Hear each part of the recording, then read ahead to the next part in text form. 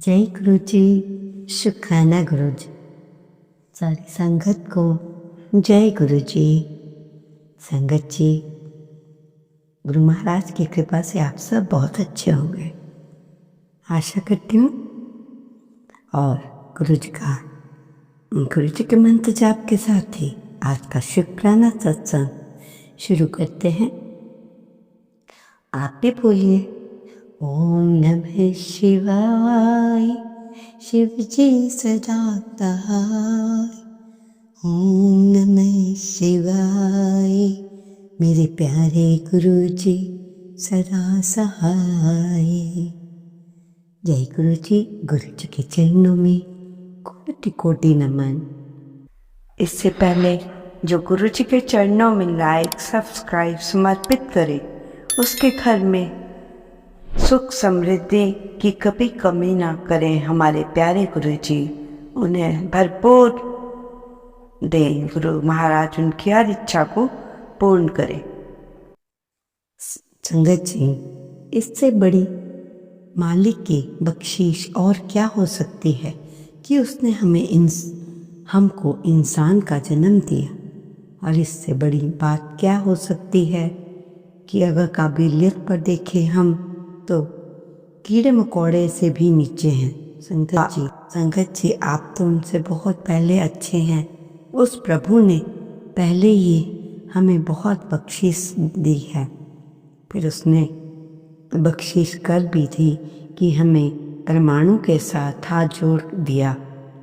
और बाबा जी, अब तो हमें अपने ऊपर बख्शीश करनी चाहिए। अब हम उस चीज़ की कदर करें और उसके काबिल बने।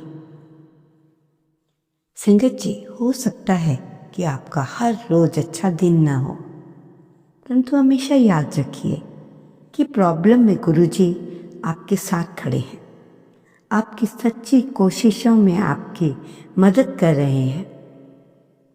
जब आप मुश्किलों का सामना करते हैं तो अपसेट मत हो। आप कभी भी अपना आत्मविश्वास कम ना होने दें। हिम्मत के साथ उसका सामना करें, प्रॉब्लम को फेस करने की कोशिश करें और आगे बढ़ते रहें।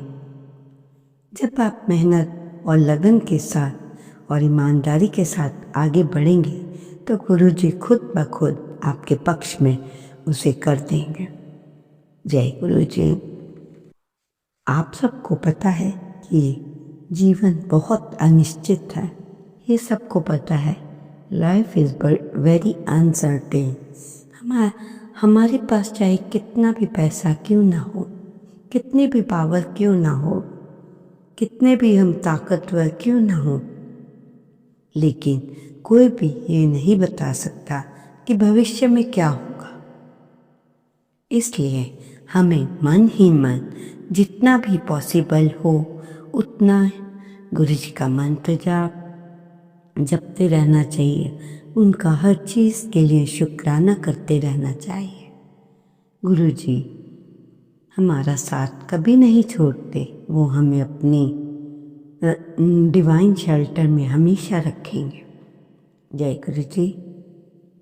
संगत जी, क्या आपको मालूम है कि जो मेरा स्वरूप भी आपसे गल्ला बातें करता है? गुरु जी कह रहे हैं। गुरु जी क्या कहते हैं? मेरा स्वरूप भी आपसे बातें करता है और हमें गुरु जी के स्वरूप से बातें करनी भी चाहिए। और सारी बातें गुरु जी से ही करनी है।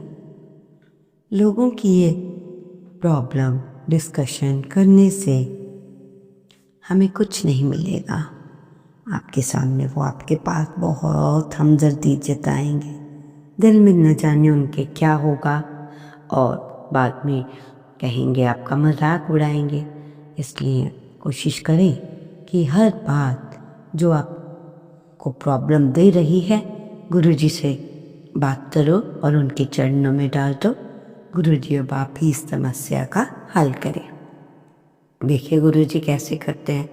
दिल की हर छोटी बड़ी बात अगर गुरुजी से करेंगे तो खुशी और सुकून तो आपको मिलेगा ही, उसके साथ गुरुजी का एहसास भी आपको मिलेगा। गुरु जी का स्वरूप देखो ना संगत जी, जो बता रही हो बहुत इम्पोर्टेंट बात है। गुरु जी का जो स्वरूप है उसे घोल घोल कर पानी पिया करो, अमृत बनेगा। जैसे कहने का अर्थ है, गुरु जी का स्वरूप किसी बर्तन या कटोरे में रखो, ऊपर से गुरु जी का जल प्रसाद डालो और मंत्र जाप करते करते उसे आप पियो और उस गुरु जी के स्वरूप को पानी में डुबकी लगा दो, वह अमृत हो जाएगा। धन्य भाग है हमारे जो ऐसे गुरु हमें मिले। संगत जी, जो हम सबको गुरु जी की संगत है, धन्य भाग है हमारे। हम गुरु जी की संगत हैं और गुरु जी के साथ हम अपना समय व्यतीत कर रहे हैं। जो गुरु जी की शरण में चला गया, चाहे वो कैसा भी हो, गुरु का कहने का अर्थ ही ये है, चाहे अच्छा हो बुरा हो, गुरु कभी किसी का बुरा नहीं करते। वो सबका भला करने ही इस धरती पर आए हैं। तो संगत जी, कई लोग पूछते हैं कि हमारे मुंह में पिगमेंटेशन, चेहरे पे झाइयाँ और चेहरा डल हो गया है। तो कुछ लोग कहते हैं दाग भी नहीं जा रहे। उनको बताते हैं कि उनके लिए पैसा नहीं, कहीं जाने की ज़रूरत भी नहीं, सिर्फ आपने उसे अपने आप करना है। चेहरा आपका उससे चमकेगा, अवश्य अवश्य चमकेगा। परंतु बात है विश्वास की। संगत जी, जैसा आपको मालूम है कि सारा खेल विश्वास का है। विश्वास पर ही दुनिया टिकी है। अगर विश्वास कर लिया तो आपकी जीत, नहीं किया तो जीते जी हार। आपने अपने दोनों हाथों से को रब करना है। दोनों हाथों को क्या करना है? रब करना है। और कब तक करना है? जब तक आपका हाथ में खून का दौरा खूब तेज हो जाए और हाथ खूब गर्म हो जाए। इससे हाथों में प्राण शक्ति आती है। लोग कहते हैं ये सब बेकार की बातें हैं, परंतु पुराने लोगों से पूछिए, ऋषि मुनियों से पूछिए, वो कैसे अपने आप को मेंटेन रखते थे। कोई डॉक्टर नहीं, सब इसी से ही उनके गुरु के साथ और हीलिंग एनर्जी उनको प्राप्त होती थी। जैसे ही हाथ गर्म हो जाएं तो इसे अपने चेहरे पर, पहले आँखों पर भी रखें और फिर चेहरे को धीरे धीरे हल्के उनसे मसाज करें। जब हाथ ठंडा हो जाए फिर से रब करें, फिर गर्म हो जाए फिर सेम प्रोसेस करें। सारे दिन में 3 बार ये कार्य करें। फिर आप देखिए 1 महीने बाद बिना किसी चीज़ के आपके चेहरे की चमक, लोग कुछ भी कहें, मजाक करें, पर आपको अगर मानना है तो मानिए। अगर आपको अपना चेहरा ठीक करना है और आपने ये कल्पना करनी है कि मेरा चेहरा कितना सुंदर होता जा रहा है, होता जा रहा है, होता जा रहा है, क्योंकि जब हम पॉजिटिव सोचते हैं तो उसका रिजल्ट भी अच्छा होता है। और जब तो फिर से हाथ गर्म 3-4 बार ये प्रोसेस आपने सारे दिन में करना है। देखो 1 महीने के बाद आप अपना चेहरा। संगत जी, बहुत ही इम्पोर्टेंट बात, इस सत्संग में सबसे बड़ी पूजा क्या है? किसी को शरीर से, मन से, वाणी से दुख ना पूजे।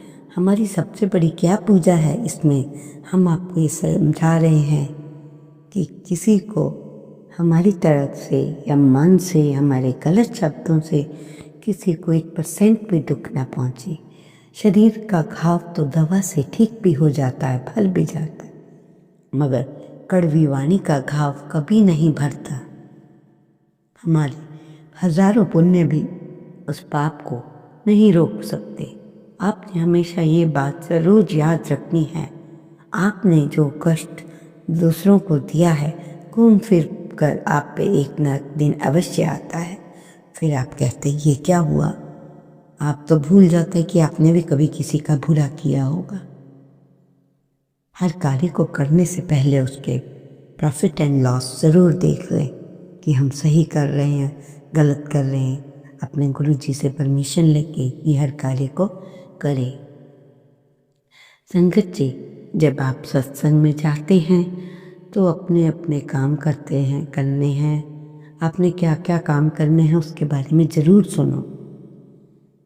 जब जो भी लंगर प्रसाद बना रहा है, ध्यान से सुनना, जो भी लंगर प्रसाद बना रहा है वो नाम ज़रूर जपे, मंत्र जाप करे। जब आप सत्संग में बैठे तो फ़ोन, बातचीत कुछ भी दिमाग में नहीं होना चाहिए। केवल गुरु की वाणी, मंत्र जाप, शब्द, इन सब में ध्यान लगाएं तो दुनिया की ऐसी कोई ताकत नहीं कि गुरु जी आपको ब्लेसिंग्स गुरु जी की ना मिले। संगत जी, सत्संग तो देखिए 2 घंटे बहुत है। आप पार्टियाँ 5-5, 6-6 घंटे की एंजॉय करते हैं। आप सोचते पार्टी ख़त्म ना हो, क्या आप 2 घंटे जो आपको सब कुछ दे रहा है, दुनिया में को चला रहा है, उनके लिए क्यों नहीं निकाल सकते? निकालिए। ये हम कह रहे हैं कि करना है आपको ही फ़ायदा होगा। इससे हमें कोई फ़ायदा नहीं। अगर आप अच्छा करेंगे तो आपको अच्छा रिजल्ट आएगा, अगर नहीं करेंगे तो आपकी मर्ज़ी। हम आपको समझा रहे हैं, किसी पे हम थोप तो सकते नहीं कि आप ये करो ही करो। जो सत्संग सुनाऊंगी वो बहुत ही चमत्कारी है। सत्संग एक गुरु जी के समय का है। जब गुरु जी फिजिकल फॉर्म में थे, एक अंकल की ट्रांसफ़र दिल्ली में हुई। वहाँ से गुरु जी का आश्रम नज़दीक था, वो आया जाया करते थे। और अंकल की माँ को अंकल की शादी की चिंता हो रही थी। मामी की ममेरी बहन भी आई थी। शाम को हम गुरु जी के सब इकट्ठे होकर गुरु जी के दर्शनों के लिए गए। लंगर के बाद जब हम लंगर के लिए बैठे तो गुरु जी ने मुझे बुलाया और गुरु जी ने मुझे चरण कमल दबाने के लिए कहा। कुछ मिनट बाद उन्होंने मेरी मामी की ममेरी बहन जया को भी बुलाया। 10 मिनट गुरु जी बोले। 10 मिनट के बाद शादियों की जोड़ियां तो स्वर्ग में बनती हैं। इस सवाल को पूरी तरह मानता हूँ। इस तरह मैं और मेरे मामा साडू बने। संगत जी, वास्तव में गुरु जी हम सब के विचार जानते हैं, परंतु वास्तव में इससे ज़्यादा जो है वो हमारे विचार हैं, वह गुरु जी के ही विचार होते हैं। संगत जी, हमारा पूरा अस्तित्व ब्रह्मांड से कैसे हो सकता है? ब्रह्मांड से परे कैसे हो सकता है? गुरु जी तो हैं तो हम तब हैं। जय गुरु जी। संगत जी, गुरु जी का मैसेज। पुत्र, मैं तुमसे बहुत खुश हूँ। तेरा जैसा इंसान सबको नहीं मिलता। तेरा परिवार बहुत भाग्यशाली है।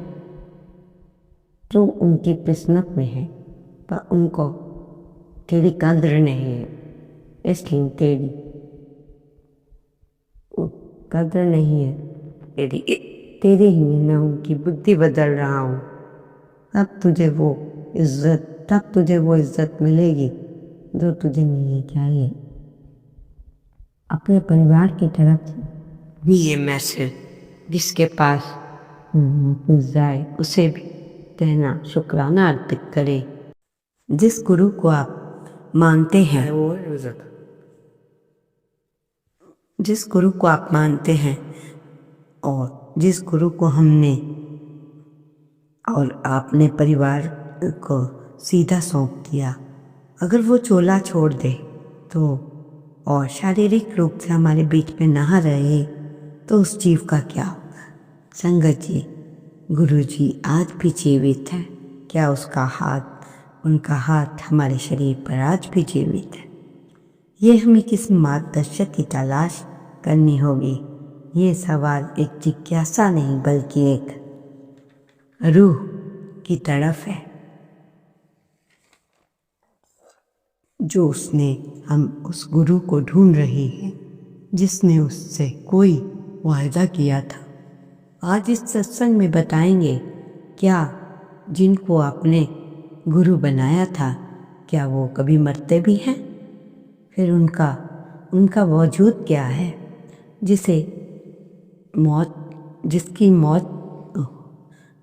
मौत है उसे तो जिसे जीवन मिला उसे मौत तो आनी ही है, परंतु ऐसे लोगों को मौत छू भी नहीं सकती।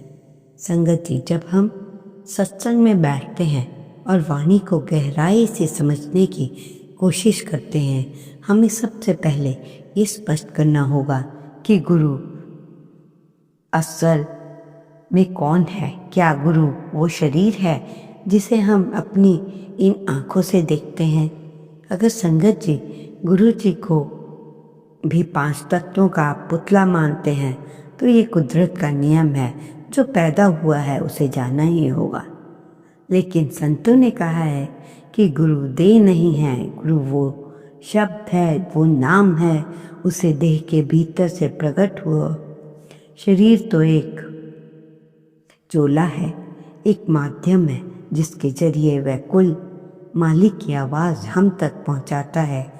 मान लीजिए बिजली का बल्ब अगर फ्यूज़ हो जाए तो इसका मतलब ये नहीं कि बिजली ख़त्म हो गई। बिजली तो वही है, पर उसने अपना माध्यम बदल लिया है। ठीक इसी तरह जब एक पूर्ण गुरु इस दुनिया से जाता है तो वह कहीं गायब नहीं होता, वह अपनी जिम्मेदारी नहीं छोड़ता।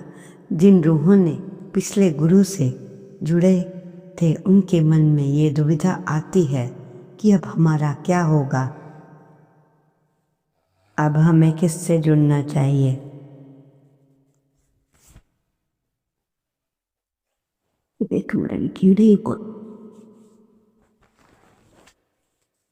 अब हमें किससे जुड़ना चाहिए?